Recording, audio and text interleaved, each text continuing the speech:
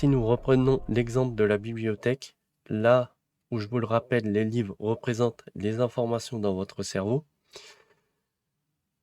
que vous avez décidé de ranger de manière aléatoire, mais que vous revenez sur votre décision et que vous faites un effort de rangement qui, je le rappelle, n'est pas forcément si simple au premier abord. Le cerveau est constamment en mode économie d'énergie. Il pense survie en permanence, alors que la réflexion demande de l'énergie. Il dira c'est pas vital de ranger vos livres.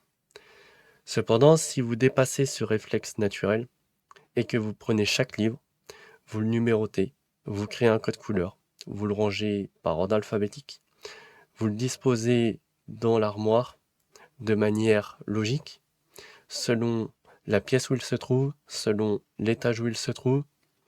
Vous allez alors créer un rangement efficace qui vous correspond. Le temps passé à faire cela vous rendra un investissement qui est exponentiel. C'est comme ça que certains champions de la mémoire fonctionnent. Ils créent un système d'encodage qui leur permettra de gérer une quantité extrême d'informations en ayant un temps de restitution qui est simple et qui de plus prend moins de temps qu'un rangement ou un système d'encodage qui n'est pas bien organisé. Il est donc fondamental, si vous souhaitez mémoriser, de créer un effort et pas simplement de lire. Prenez l'exemple de la musculation.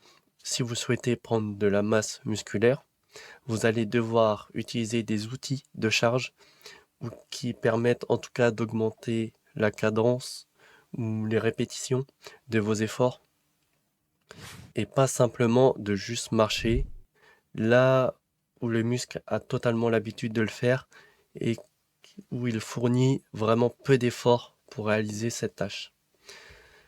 Donc si vous poussez au-delà de ce que vous êtes capable, vous allez forcément progresser et donc mémoriser. Fournir un effort de restitution est l'une des deux composantes du système Lechner. Il utilise des cartes mémoire avec au recto une question et au verso une réponse. Exemple, question: quelle est la capitale de la Suède? Réponse: Stockholm. Avant de regarder la réponse, bien évidemment, vous essayez de restituer l'information par un effort en recherchant dans votre mémoire. C'est-à-dire que je lis la question: quelle est la capitale de Suède?